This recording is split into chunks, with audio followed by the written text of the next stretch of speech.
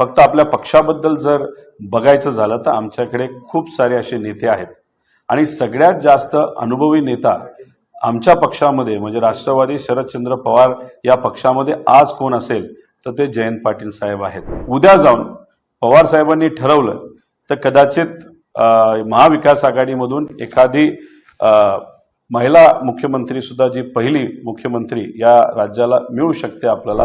या सर्व शेतकऱ्यांचं जे कर्ज आहे ते त्या ठिकाणी माफ या अधिवेशनामध्ये झालं पाहिजे। त्याच्याच बरोबर जे प्रोजेक्ट गुजरातला गेलेले आहेत ते आमच्या युवांचे प्रोजेक्ट शहरी आणि ग्रामीण भागातले ते परत एकदा आपल्या या महाराष्ट्रामध्ये आले पाहिजे। एक तर येत्या काळामध्ये महाविकास आघाडी म्हणून आम्ही सर्वजण लढणार आहोत। कुठलं पद कोणाला द्यायचं हे महाविकास आघाडीचे जे प्रमुख नेते आहेत ज्याच्यामध्ये आदरणीय पवार साहेब आहेत, उद्धव ठाकरे साहेब आहेत, काँग्रेसचे सर्व नेते ज्याच्यामध्ये राहुल गांधी सुद्धा येतात ते त्या ठिकाणी निर्णय घेतात।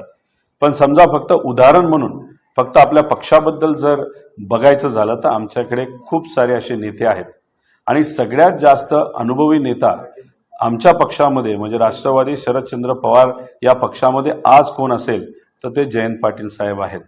त्यांनी अध्यक्ष म्हणून गेले 6 ते 7 वर्ष त्यांनी पद सांभाळलेलं आहे आणि ते नक्कीच सक्षम पद्धतीने त्या ठिकाणी काम करू शकतात। आणि त्यांच्याच बरोबर जर आपण बघितलं अनिल देशमुख साहेब निष्ठेचं एक उत्तम असं उदाहरण आहे, तसंच आव्हाड साहेब आपल्या बरोबर आहेत, तसंच टोपे साहेब सुद्धा निष्ठावंत आहेत।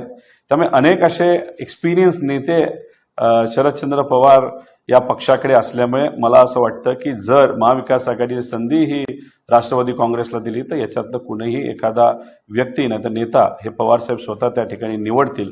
त्याच्याच बरोबर उद्या जाऊन पवार साहेबांनी ठरवलं तर कदाचित महाविकास आघाडीमधून एखादी महिला मुख्यमंत्री सुद्धा जी पहिली मुख्यमंत्री या राज्याला मिळू शकते आपल्याला। त्यामुळे आज मुख्यमंत्री कोण होणार याच्यापेक्षा आपल्याला लोकांना विश्वासात घेत लोकांच्या हिताचे लोकांना केंद्रबिंदू ठेवून आपल्याला काम करावं लागेल। आणि या इलेक्शनमध्ये आम्ही जी विनंती करणार आहोत ती विनंती असणार आहे की या सर्व शेतकऱ्यांचं जे कर्ज आहे ते त्या ठिकाणी माफ या अधिवेशनामध्ये झालं पाहिजे।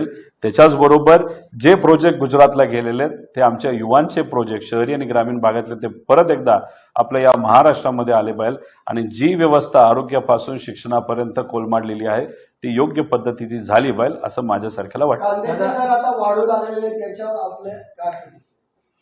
आता कांद्याचे रेट वाढत असले तरी कांदा आता शेतकऱ्याकडे किती आहे हे आपल्याला बघावं लागेल। गेल्या वेळेस जो निर्णय केंद्र सरकारने एक्सपोर्ट बॅनचा घेतला त्याच्यामध्ये आपल्या महाराष्ट्रातल्या कांदा उत्पादक शेतकऱ्यांचा 7,500 कोटीचं नुकसान हे झालेलं आहे। नुकसान जे झालं ते राज्य सरकारला हिंमत असेल तर ते त्यांनी भरून काढावं, त्यांना ती हिंमत नसेल तर मग त्या विषयावर कोणी बोलू नये, कारण का हा फायदा शेतकऱ्याला आता तरी होत नाही। पवार साहेबांची शेवटची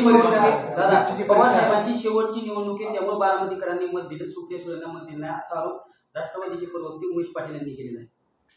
ज्यांची लायकी आहे त्यांच्याबद्दल जर तुम्ही मला विचारलं नाही तर त्यांच्या वक्तव्याबद्दल तर त्याला उत्तर देईल। ज्या लोकांची लायकी नाही यांच्याबद्दल मला कृपा करून आपण